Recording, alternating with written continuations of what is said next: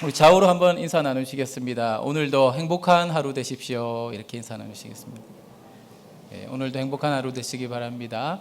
이제 설 연휴가 시작하는 주일입니다. 오늘 이 예배를 통해서 예비하신 하늘의 은혜가 여러분들에게 흘러넘치기를 주님의 이름으로 축원합니다. 바쁜 일상 속에서 이제 명절을 맞아서 우리가 쉼표를 찍게 되었습니다. 쉼표를 찍었는데 여전히 바쁩니다.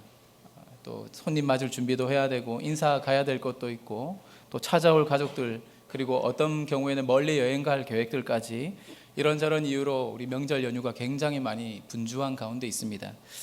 하지만 분주함에도 차원이 있다고 합니다. 하나님을 위해서 분주해질 것인가, 아니면 내 바쁜 일로 분주해질 것인가. 하나님과 상관없이 분주해지기로 선택할 수도 있고, 성령에 사로잡힌 사람은 하나님 때문에 분주해지기로 선택할 수도 있습니다. 바라기는 오늘 이곳에 계신 분들이 성령에 사로잡히셔서 이번 명절을 통해서 하나님을 위해서, 복음을 위해서 분주해지시는 그런 명절 되시기를 축복합니다. 성령의 권능으로 초대교회가 폭발적으로 부흥하며 성장했던 그 시기가 있었습니다. 우리가 사도행전 1장부터 이제 오늘 읽었던 본문, 이어지는 이 본문까지 계속해서 이 초대교회는 폭발적인 성장을 하고 있었습니다. 그런데 그 과정에 아주 독특한 한 인물을 소개를 합니다. 이분은 사도가 아니라 평신도. 우리가 오늘 읽은 본문 바로 앞에 보면 이제 7 집사를 세우는데, 그 7 집사 중에 한 사람으로서 집사를 세울 때 기준이 무엇이었습니까? 성령과 지혜가 충만하여 칭찬 듣는 자. 칭찬 듣는 자는 다른 말로 하면 신망이 높은 사람, 관계가 좋고 주변에서 평판이 아주 좋은 사람이었습니다. 당시 유대 지역에 그 유대인들이 이제 헬라 지역에서 막 몰려들기 시작을 했는데, 이때 당시에 이제 스데반도 그 헬라 지역에 살다가 유대로 거주해 온 사람 중에 한 명이었던 것 같습니다. 그래서 그의 이름이 스테파노스. 우리말로 하자면 이제 면류관이라는 뜻을 가지고 있습니다. 아마 이 스테반을 이름을 지어줄 때 이 부모가 어떤 마음으로 지어졌을까? 장차 위대한 인물이 되어서 영광스러운 주의 면류관을 쓰면 좋겠다, 이런 마음이지 않았을까 싶습니다. 그런데 그의 부모가 어떤 마음으로 그것을 지었는지 모르겠지만 결국엔 스데반은 순교의 제물이 되어서 영광스러운 주의 순교의 면류관을 쓰게 되었습니다. 자신의 이름처럼. 그래서 그 영광스러운 순교의 면류관을 썼던 이 스데반은 어떤 모습으로 성령의 사람으로 살아갔는지 오늘 말씀을 통해서 살펴보고자 합니다. 여러분, 성령에 사로잡힌 사람은 어떤 사람일까요? 첫째로 한번 따라하겠습니다. 은혜가 충만한 사람. 옆에 계신 분들에게 이렇게 이야기하시면 좋겠습니다. 은혜가 충만하시기를 축복합니다. 여러분, 여기서 이 은혜는 우리가 알고 있는 그 은혜와 조금 더 다른 차원에서 볼 필요가 있는 것 같습니다. 은혜로운 성품을 가진 사람. 스데반에 관한 이제 성경의 내용들이 그렇게 많이 기록되어 있지는 않지만 그는 아주 은혜로운 성품, 다른 사람들을 용납하고 또 긍휼을 베풀고 선한 일에 힘쓰는 그러한 사람이었던 것 같습니다. 그가 담대히 복음을 전했던, 그 복음 전하던 그 한 현장에서 오늘 스데반을 어떻게 설명을 하냐면 8절, 은혜와 권능이 충만했다. 그런데 그것을 통해서 큰 기사와 표적을 민간에 행했다. 여러분, 큰 기사와 표적들이 어떤 것이었겠습니까? 사람들의 병을 고치고 마음을 치유하고 또 하나님의 일하심의 증거들을 보여주는 어떤 그런 일들이 있었던 것입니다. 그가 은혜로운 성품을 가지고 성령의 사람으로서 하나님의 일들을 감당할 때 그러한 권능이 나타났던 것입니다. 여러분, 이 은혜에 대해서 우리가 이해를 하려면 이 은혜에 반대되는 개념을 우리가 알아야 합니다. 여러분, 은혜의 반대가 뭐죠? 율법입니다. 여러분, 율법이 무엇입니까? 율법은 오차가 없어요. 그래서 완전한 행동을 요구합니다. 그 기준에 못 미치면 어떻게 됩니까? 정죄당합니다. 그래서 죄의식에 시달려야 되고 늘 긴장하면서 다른 사람들의 시선을 의식해야 되죠. 그래서 율법적인 성품이 강한 사람들의 특징을 가만히 살펴보면 타인의 시선에 굉장히 민감하다라는 것입니다. 여러분 자신을 한번 생각해 보십시오. 나는 타인의 시선에 얼마만큼 자유한가? 타인의 시선에 자꾸 긴장을 갖게 되니까, 민감하게 반응하니까 눈치를 많이 보게 되는 특징이 있습니다. 다른 사람들 눈치를 많이 보는 거죠. 그래서 다른 사람들이 어떻게 보는가가 나의 행동의 기준이 되는 겁니다. 남이 어떻게 보느냐, 이것이 기준이라는 것입니다. 그래서 그 자신 또한 다른 사람들을 볼 때 그들의 잘못을 족집게처럼 집어내고 어떤 실수에 대해서 막 불같이 화를 내고 이런 경우들이 많이 있는 것입니다. 하지만 은혜는 무엇일까요? 예, 은혜는 넉넉합니다. 여러분 혹시 쿠션 아시죠? 쿠션이 뭡니까?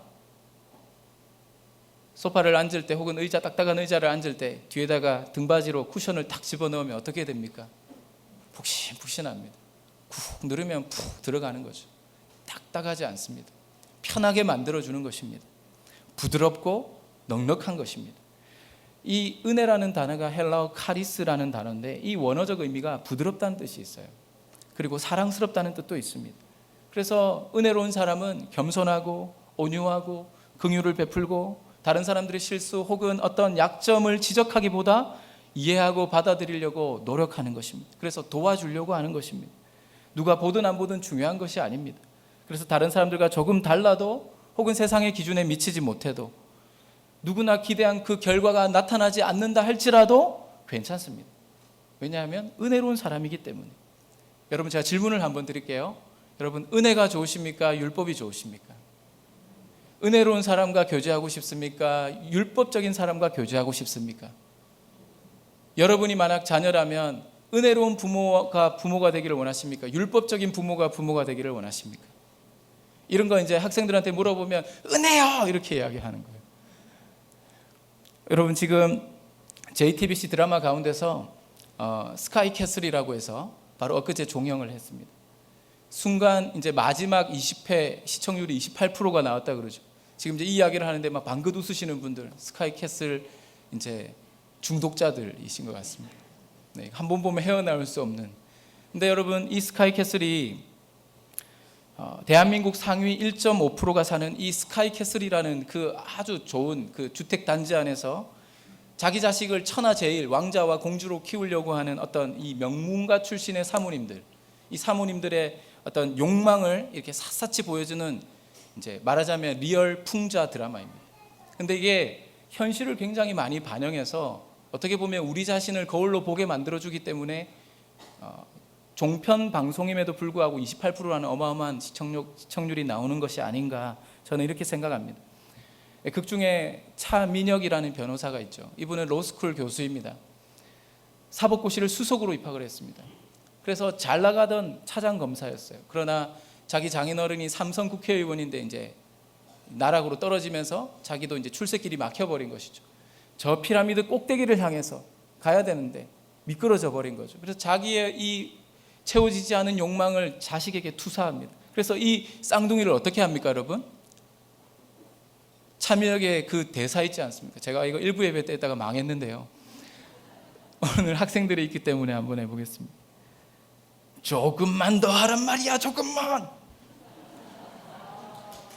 1등급 저기 꼭대기에 올라갈 수 있잖아. 1등급. 역시 학생들이 있으니까 제가 좀 뭔가 좀 성령께서 더 역사하시는 것 같습니다. 네.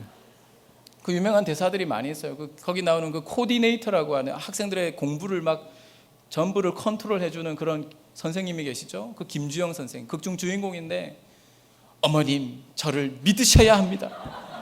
저를 전적으로 믿으시면 됩니다. 저만 믿으시면 됩니다. 학생한테는 그러죠. 넌 나를 의심하면 안 돼. 내가 합격시켜 줄 테니까 나만 믿어. 얌전히 조용히 가만히 있어. 죽은 듯이. 예, 1부 때 이래서 망했습니다. 근데 이렇게 막 이런 그 주옥 같은 대사들이 있는데 그 극 중에서 그 차민혁이라는 사람은 공부를 굉장히 잘했던 사람입니다. 그러니까 내가 서울대 나오고 법대도 나오고 사법고시 수석하고 했으니 내 자녀도 당연히 그렇게 되어야 된다. 그래야 피라미드 꼭대기에 올라갈 수 있다. 그렇게 생각하고 이제 자기의 욕망을 투영해서 투사해서 자식을 못 살게 굽니다. 계속해서 학습 지도를 하고 기준에 못 미치면은 막 자녀들을 아주 강하게 훈육하고 계속해서 그렇게 자녀들을 억압하는 캐릭터로 나오죠. 근데 그의 아내였던 노승혜라는 인물은 그 남편에게 주눅 들어서 남편 시키는 대로만 하는 여인이었어요. 그러나 남편이 시키는 대로 피라미드 꼭대기로 아이들을 올려보내기 위해서 공부 학업 그래서 온갖 좋은 과외 선생님 다 붙이려고 막 온갖 중상모략을 하면서 하여튼 그런 시간들을 보내다가 자기가 가장 존경하는 롤모델이 누구냐면 서울 의대를 보낸 같은 단지에 살던 언니예요. 그런데 서울 의대를 합격한 날 이 아이는 바로 여행을 갔는데 편지를 남겨놓고 간 것이 뭡니까? 엄마 아빠를 저주하는 내용을 담아 놓은 거죠. 그래서 보란듯이 가장 엄마 아빠가 기뻐할 때 가장 마음에 아픈 비수를 꽂기 위해서 집을 떠나버린 거예요. 여기에 충격을 받은 엄마가 그 언니가 이 소총으로 사냥용 소총으로 자살을 하는 장면으로 1편이 끝나요. 굉장히 충격적인 장면이었어요. 그것 때문에 이 노승혜라는 인물은 점점 그 캐릭터가 자녀를 어떻게든 피라미드에 올려보내려고 하는, 그래서 그냥 암묵적으로 남편에게 동의하는 인물에서 점점 그 의식이 각성하기 시작하고 아이들이 좋아하는 것은 무엇인지, 자기의 삶을 자녀가 좋아하는, 자녀가 꿈꾸는 그러한 길을 갈 수 있도록 계속해서 지지하고 격려하는 캐릭터로 바뀌어 갑니다. 나중에 남편과 극중에 엄청난 대립을 하면서 싸움을 하죠. 저는 여러분 이 장면을 보면서 어떤 느낌을 받았냐면, 율법과 은혜의 대결이다. 남편 차민혁은 아이를 어떻게든 자기가 정한 틀에 가두어서 이것에 미치도록, 이것을 이루도록 성취하도록 계속해서 채찍질하고, 이 아이들은 계속해서 병들어가는 것이죠. 여러분, 율법으로는 살아날 방법이 없어요. 그 어느 누구도 의로운 자가 없다는 것입니다. 그러나 엄마는 끝까지 이 아이들을 사랑하고 사랑으로 품어주고 보듬어줘서 인간답게 사람답게 자기의 꿈을 펼칠 수 있도록 남편에게서 점점 이 아이들을 보호하기 시작합니다. 나중에 이제 집을 가출을 하죠. 아이들에게 선택을 하게 합니다. 여러분, 누가 이겼습니까? 율법입니까? 은혜입니까? 아이들은 은혜를 택합니다. 아이들도 아는데 왜 어른들은 모를까요? 저는 저런 아이들을 제일 좋아합니다. 반응한다는 건 살아있다는 거죠. 그죠? 사랑하는 우리 성도님들, 여러분, 자녀들이 1등급, 2등급, 3등급, 여러분, 애들이 무슨 소고기도 아니고 무슨 등급을 매기려고 하고 자꾸 등급을 매겨서 거기에 못 미치면 인생 그냥 거기서 끝난 것처럼, 인생의 낙오자인 것처럼, 여러분, 그렇게 하는 것이 어느덧 우리 안에 라이프 스타일로 자리매김한 것입니다. 여러분, 이 드라마는 우리에게 많은 것을 보여주죠. 율법이냐 은혜냐. 여러분, 우리가 읽은 본문 뒤쪽인 사도행전 7장 뒷부분을 보면 스데반의 순교 장면이 나옵니다. 분노한 군중들에 의해서 돌에 맞아 죽어가면서도 스데반이 뭐라고 합니까? 주여, 저들의 죄를 용서하소서. 자기들이 하는 짓을 알지 못합니다. 저들의 죄를 돌리지 마시옵소서. 사랑하는 성도 여러분, 하나님의 백성, 특히 교회의 일꾼들은 이런 성품을 사모해야 된다고 생각합니다. 교회 안에서 여러분, 진리의 잣대만 있고 은혜가 없다면 분쟁을 피할 수가 없습니다. 부부 간에도, 부모 자식 간에도 여러분 어떻습니까? 의무만 있고 그 안에 관용이 없고 사랑이 없다면 여러분, 더 이상 그것은 가정이 아니고 교회가 아닌 것입니다.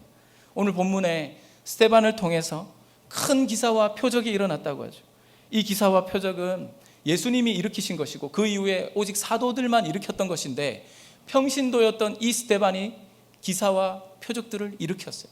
하나님의 일하심의 증거를 이 사람의 삶을 통하여 드러냈던 것입니다. 어떻게 가능했을까요? 하나님의 은혜로 이 일들을 감당했기 때문입니다. 여러분, 예수님을 닮아가는 인격, 그것이 성령에 사로잡힌 자, 성령 충만한 자의 증거라는 것입니다. 귀하게 쓰임받은 사람들을 보십시오. 하나같이 성품에 있어서 선한 성품을 가지고 있었어요. 40일 금식기도 다녀왔는데 1년 365일 새벽기도 한 번도 빠지지 않은 분이신데, 기도 안 하는 성도를 보고 당신은 왜 이렇게 집사가 돼서 권사가 돼서 기도 안 하냐 그러고, 이 사람 저 사람 판단하고 평가하는, 여러분, 그런 것이 습관이 된 분들, 성령 충만하다고 결코 말할 수 없는 모습 아니겠습니까? 어떤 권사님은 아들이 의대를 나와가지고 의료봉사 가겠다고, 어머니 제 인생에 2년을 의료봉사 가겠습니다 했더니, 아이고 이놈아, 내가 너를 예수 믿으라 했지 언제 예수님처럼 살라 그랬냐. 여러분, 이것이 우리의 모습이라는 것입니다. 분명히 은사가, 능력이 출중한데 교회 일을 하면서도 여러분, 마귀처럼 할 수가 있어요. 마귀가 시키는 대로 할 수 있어요. 같이 무슨 일만 하면 영혼들이 나가 떨어지는 것입니다. 분쟁이 생깁니다. 나 이제 이 교회 안 다녀 그러고 막 나 이제 저런 집사 저런 권사 때문에 나 이제 교회 가기 싫어. 이런 이야기들이 들립니다. 누구 원망할 것 같고요. 만약에 불평이 나올 것 같고요. 만약에 여러분의 평안이 깨어질 것 같으면 여러분 교회를 하지 마십시오. 차라리 그것이 교회를 세우는 것이 될지도 모르겠습니다. 좀 슬픈 이야기지만 작년 2018년도 저희 아내가 모교회로 있었던 그 부산의 사직동 교회라고 있습니다. 우리 반주하는 우리 오수민 형제도 그 교회 출신이거든요. 이제 서울로 와서 우리 교회를 왔는데 이 사직동 교회 대학부가 한 150명에서 200명 정도 됩니다. 그런데요, 거기서 작년 한 해 동안 각각의 다른 일로 2명의 청년이 소천했습니다. 담당하고 있던 교육자, 정말 설교도 잘하시고 전도 유망했던 분입니다. 저도 좋아하던 분이었고요, 선배였고. 윤대원 목사님 갑자기 심근경색으로 하늘로 부름받았어요. 여러분, 1년 동안 150명, 200명 공동체에서 3명이 하늘로 부름을 받았고 그 중에 2명은 앞이 창창한 젊은 청년들이었어요. 여러분, 이게 무슨 일일까요? 마지막 3번째로 소천했던 그 청년의 죽음 때는요, 더 슬펐습니다. 왜냐하면 저희 장모님이 구역 식구로서 그 아이를 낳기 전부터 구역 식구로 데리고 있던 권사님 아들이었어요. 저희 아내가 결혼하기 전까지 가비 지도도 했던 친구입니다. 근데 제대를 하고 복학하기 전 이제 제대를 하고 한 달밖에 안 된 시점에 오토바이 사고로 하늘로 부름을 받았어요. 도저히 이 슬픔을 가눌 길이 없습니다. 저는 그 이야기만 듣는데도 너무 마음이 힘든 거예요. 장모님하고 통화를 하는데 장모님이 그렇게 이야기하십니다. 배서방, 중등부 애들 쉽지 않지. 여러분, 정말 쉽지 않거든요. 하지만 너무너무 아이들이 사랑스럽고 정말 이쁜 아이들입니다. 무한한 가능성이 있는 아이들. 그러나 때로는 힘들 때가 있어요.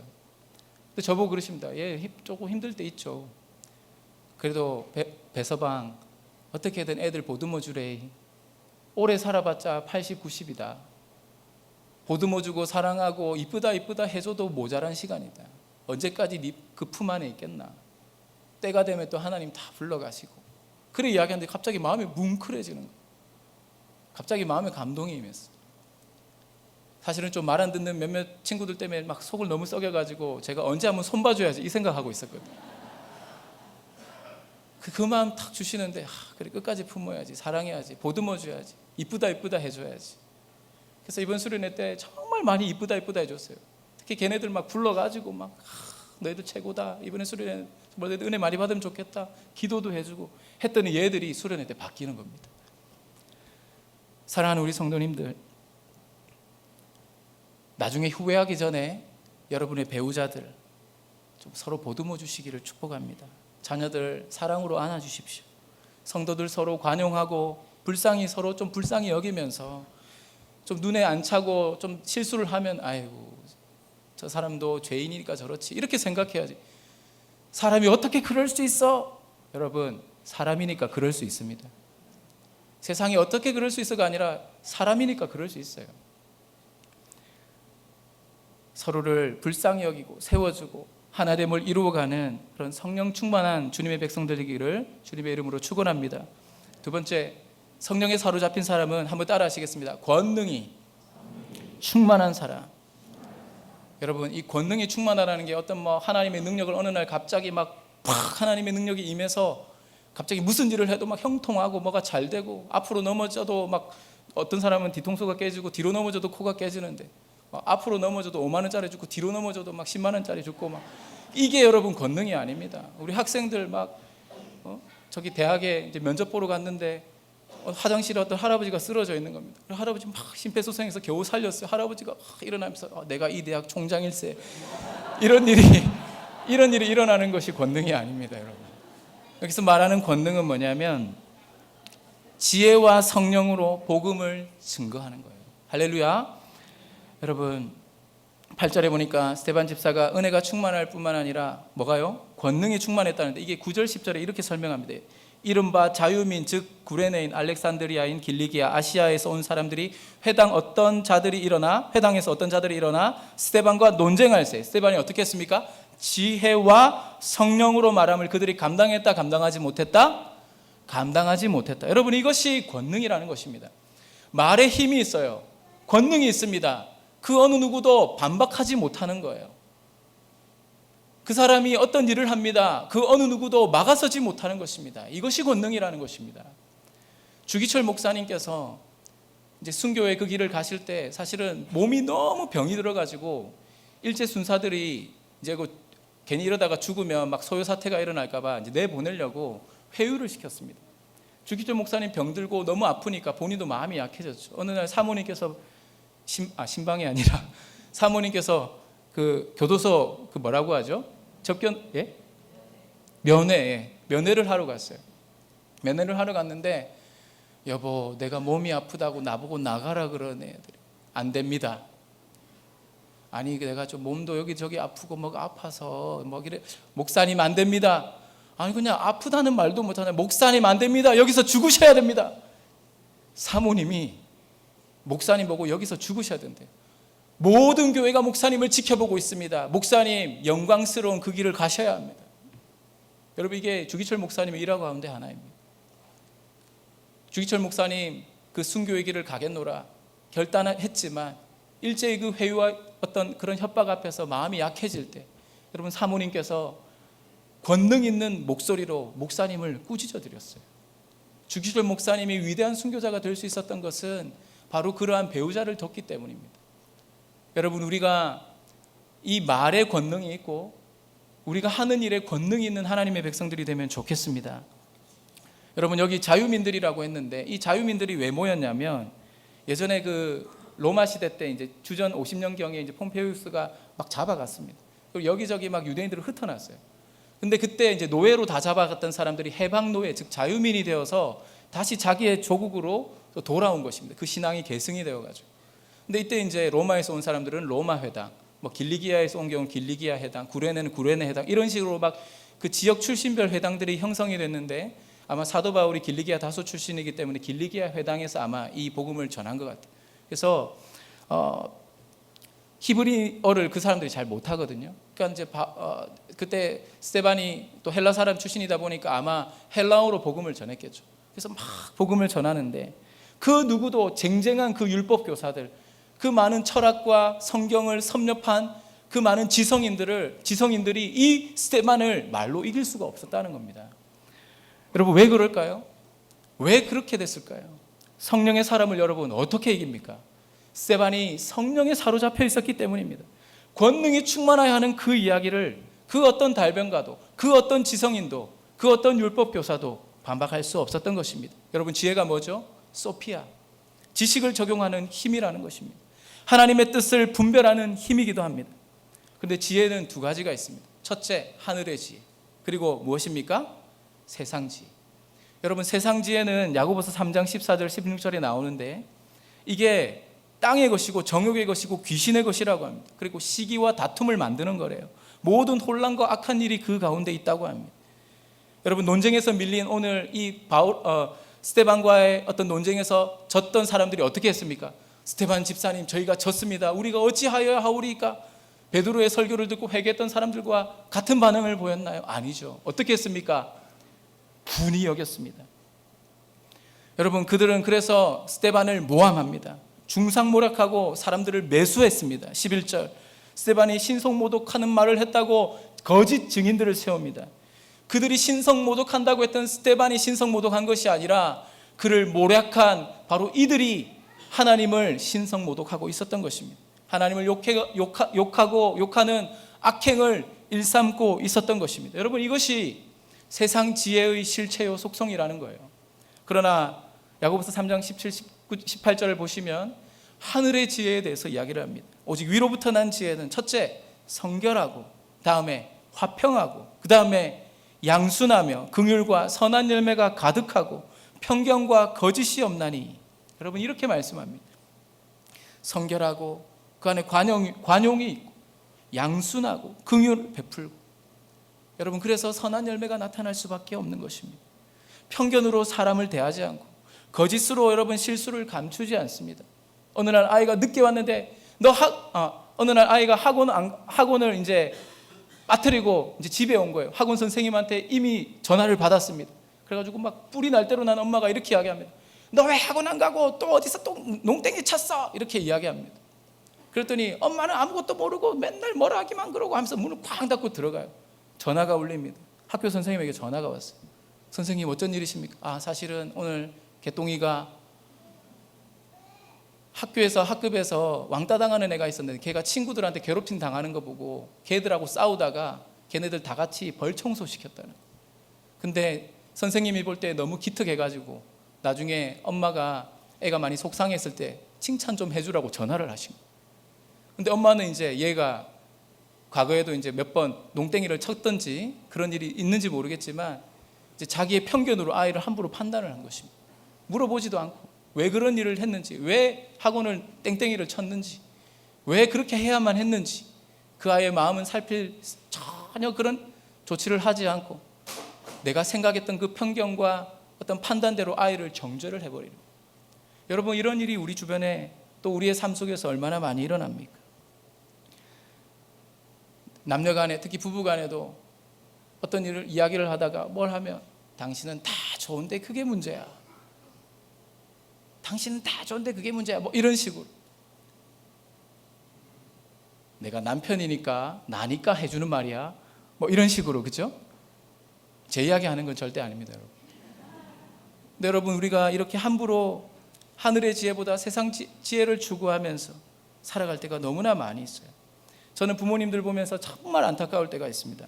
학원 때문에, 성적 때문에 신앙생활은 뒤쳐도 수련회 가고 뭐 한다고 하는데 학원 때문에 죄송합니다, 뭐 때문에 죄송합니다.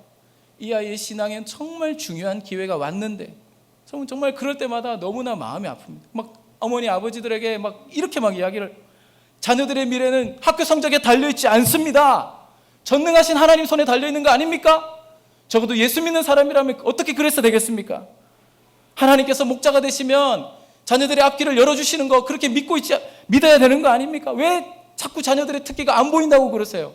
부모님이 보고 싶은 특기가 없을 뿐이지 왜 자녀들이 특기가 없습니까? 왜 여러분들이 바라는 특기만 보여야 됩니까? 왜 그렇게만 해야 됩니까? 하나님이 나중에 크게 사용하실 줄 알고 좀 애들 놀게도 하고, 잘 노는 아이들이 출세하고 성공한다는데 앞으로는 왜 제발 그렇게 못하시고 본인 뜻대로만 아이들을 그렇게 하려고 하십니까? 이렇게 말하고 싶지만 그렇게 말씀을 못 드려요. 그러면 예, 죄송합니다, 예, 아이고 알겠습니다. 마음에 너무 안타까움이 있습니다. 제가 사실은 지금 하고 싶은 말 다 한 것 같은데요. 자녀들 너무너무 공부 득달하지 마십시오. 대한민국, 여러분, 우리 대한민국에서 적어도 공부하는 학생, 여기 있는 우리 친구들에게는 누구에게나 이런 꿈이 있어요. 왜 공부 잘하고 싶지 않겠어요? 어느 날 1등 성적표 딱 받아가지고 집에 문 발로 빵 차면서 들어가서 엄마 아빠 여기 집합! 지금부터 경건한 마음으로 각 잡고 앉아서 제 성적표를 수리합니다. 짠! 하면서 1등! 이러면서 하고 싶은 말 하는 거야. 아빠 나한테 관심 좀 가져. 알았어? 그래서 아저씨 알겠냐고요. 엄마한테 엄마, 내가 엄마지만 내가 지금에서 하는 말이지만 제발 김치찌개 좀 맛있게 끓여줘. 뭐 하고 싶었던 평소의 이야기 아이들도 하고 싶어요. 막 이렇게 풀고 싶죠. 여러분,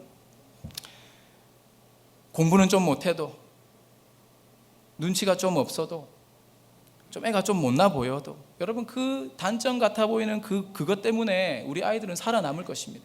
공부 안 하고 맨날 춤만 추고 저 뭐 하려고, 뭐 되려고 저러나. 여러분, 오늘 우리 아까 특송했던 최희정 오빠가 최연석인데 바로 우리 수련회 출발하는 날 우리 버스 안에서 오전 11시에 얘가 YG 아시죠? 양현석? 우리나라에서 아주 가장 유명한 그 연예기획사, 거기에 YG의 보석함이라는 프로그램의 마지막 아이돌로 선발이 됐어요. 그러니까 우리 막 환호하고 막 직접 스피커폰 통화해가지고 한 말씀, 자 현석아 한 말씀 해봐. 중등부 수련회 때 제일 좋아요, 여러분 은혜 많이 받고 오세요 했더니 애들 마음이 그때부터 우리 오리엔테이션이 되고 확 열려버렸어요. 목사나 선생님의 한마디보다 예비 아이돌의 한마디가 아이들에게 엄청난 영향을. 그러니까 여러분, 이렇게 막 잘 놀고 춤도 잘 추고 그런 친구 하나님 사용하시거든요. 그런 친구를 통해서 하나님이 어떤 일을 앞으로 벌이실지 저는 정말 기대가 됩니다. 여러분, 방탄소년단 보십시오. 전 세계 한류를 알리고 있잖아요. 여러분, 우리 자녀들 가운데서 비록 우리가 생각하는 세상의 기대와는 다른 모습으로 자기의 어떤 길을 가더라도 우리는 박수 쳐주고 기도해줘야 되는 책임이 있습니다. 여러분, 그것이 부모 아닙니까? 그것이 여러분 교사 아닙니까? 그것이 여러분 같은 주 안에 상가족 된 성도의 도리가 아니겠습니까? 복음을 깨달은 사람은 여러분 이렇게 이야기합니다. 아들아, 너가 시험에 떨어져도 실망하지 마라. 하나님은 연약한 자를 들어 쓰신다. 아들아, 너무 실망하지 마. 우리 같이 한번 힘내자. 화이팅! 여러분, 이것이 하나님의 지혜로 말하는 권능의 언어인 줄 믿습니다. 마지막 세 번째, 성령에 사로잡힌 사람 한번 따라 하시겠습니다. 평온한 얼굴이 있는 사람입니다. 여러분, 성경을 보면 하나님을 만난 사람은 여러분 어떻습니까? 한결같이 권능이 있었습니다. 그런데 그 권능이 나타남을 어떻게 볼 수 있을까요? 어떻게 알아볼 수 있을까요? 그의 얼굴빛을 보면 아는 것입니다. 한번 옆에 계신 분들에게 이렇게 한번 이야기하겠습니다. 당신의 얼굴을 보니 하나님이 보입니다. 정말 그렇게 되셨으면 좋겠습니다. 여러분, 구약시대 때 모세가 십계명을 받고 하나님을 만나고 이 말씀을 받아서 내려올 때 여러분 성경은 이렇게 이야기합니다. 그의 얼굴에서 뭐가 났더라? 광채가 났더라. 한 번 더 이야기하시겠습니다. 옆에 계신 분들에게. 당신을 보니 반짝반짝 빛이 납니다. 이 말을 보고 말씀하시지 마시고요. 눈빛을. 여러분, 오늘 스데반의 모습은 15절 이렇게 기록하죠. 한번 다 같이 읽어볼까요? 15절 말씀 시작. 공회 중에 앉은 사람들이 다 스데반을 주목하여 보니 그 얼굴이 무엇의 얼굴과? 천사의 얼굴과 같더라. 자기 편은 아무도 없어요. 모두가 자기를 공격하는 그 논쟁의 한가운데서 자기를 쓰러뜨리려고, 자기를 넘어뜨리려고 하는 적이만 가득 찬 그 살벌한 곳에서도 스데반의 얼굴은 평온함을 유지했습니다. 광채가 났습니다. 여러분, 좋은 일이 있었습니까? 아니에요.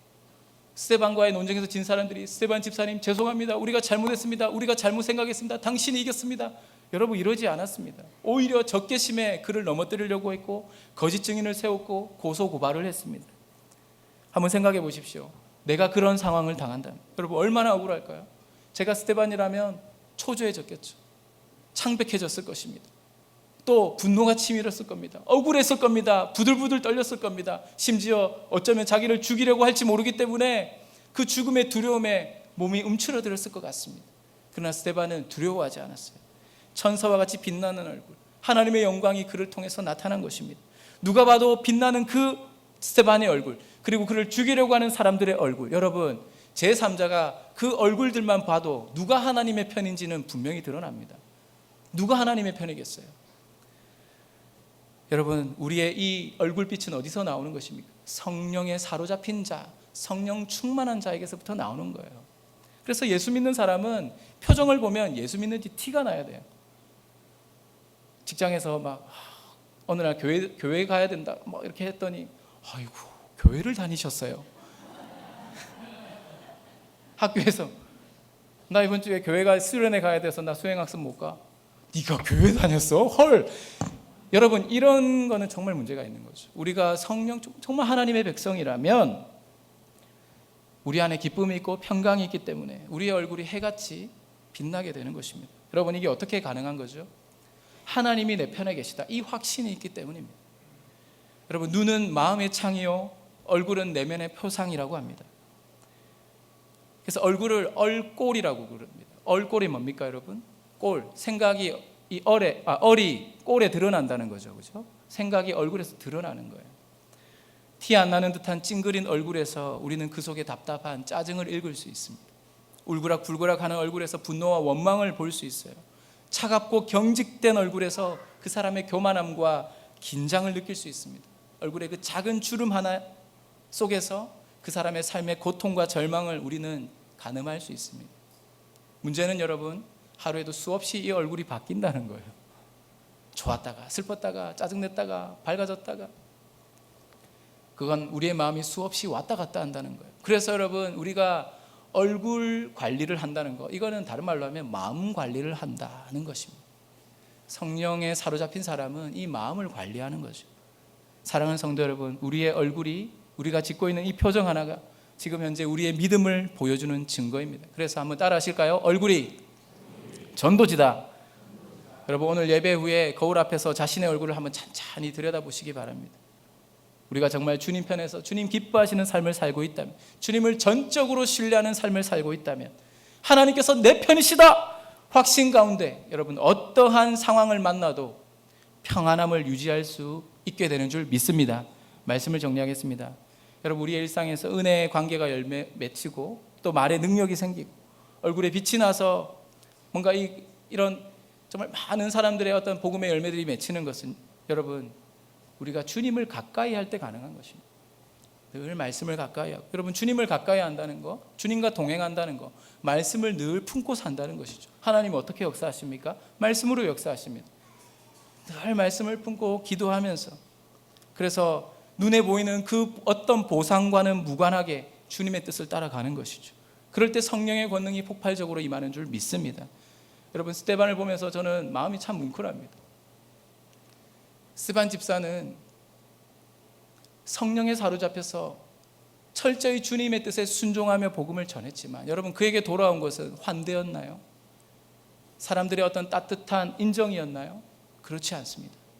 그를 모함하고 억울하게 누명을 씌우고 거짓 증인을 세우고 결국에는 돌에 맞아 죽게 되었어요.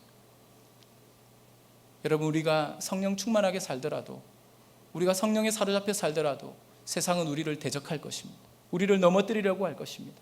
그러나 여러분, 오늘 이 본문에는 없지만 사도행전 7장 55절 56절 말씀, 나중에 스데반이 순교하는 장면입니다. 저는 이 장면 말씀 묵상하다가 몇 번이나 울었습니다.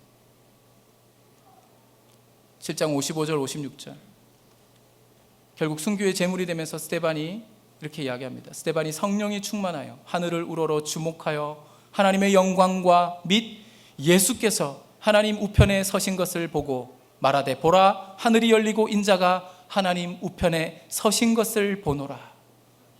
여러분, 제가 성경을 저도 나름 열심히 봐왔지만 보좌 우편에 앉으신 이런 이야기는 들어봤어도요, 하나님 우편에서 예수님이 서 계시다 표현 저는 여기밖에 못 봤습니다. 예수님이 그 보좌 우편에 앉아 계시다가 스데반의 순교하는 모습을 보면서, 그래 스데반 정말 장하다, 너 정말 착하구나, 너 정말 대단하다, 너 정말 잘했다. 예수님께서 그 스데반의 순교하는 장면을 벌떡 일어나서 그를 바라보면서 스데반이 이제 주님 품에 안길 것을 기다리고 계신 장면을 본 것입니다. 성경은 60절에 보니까 스데반이 죽었다 안 했어요. 자더라 합니다. 자더라. 스데반은 우리가 알고 있는 그 죽음을 경험한 것이 아니라 그 보좌 우편에 서신 주님, 자기를 환영하며 환대하며 응원하시는 그 주님을 바라보면서 여러분 주님 품에 안긴 거예요. 우리의 믿음이 그러한 믿음이 되기를 축복합니다. 성령에 사로잡힌 사람은 돌에 맞으며 숨이 떨어지기 직전인 육체적으로 가장 고통스러운 그 순간에도 하나님의 영광을 경험하는 거예요. 성령에 사로잡힌 사람은 끝까지 하나님의 영광 속으로 들어가는 것입니다. 혹여나 이번 설 연휴 동안 어떤 상황 속에서도 만나는 형제자매들, 친척들, 또 이웃들 대하시면서 은혜로 대하시기 부탁드리고요, 내 삶 속에 임하신 그 하나님의 권능과 주님의 일하심의 증거와 스토리들을 간증으로 많이 증거하시고, 여러분의 얼굴을 보는 사람들마다 네가 믿는 하나님은 누구인가, 너를 보니 나도 교회를 좀 한번 가보고 싶다, 몇 년 만에 오랜만에 봤는데 너가 어떻게 이렇게 기쁘고 평안한 얼굴을 하고 있니, 나도 너처럼 그렇게 평안한 삶을 한번 좀 살아보고 싶다, 어떻게 하면 되니, 그렇게 소망에 관한 이유를 묻는 자들이 여러분들에게로 몰려드는, 그래서 많은 복음의 열매, 여러분 이것이 기사와 표적이에요. 그런 놀라운 열매들이 일어나는 그런 주님의 백성들 되시기를 예수님의 이름으로 축원합니다.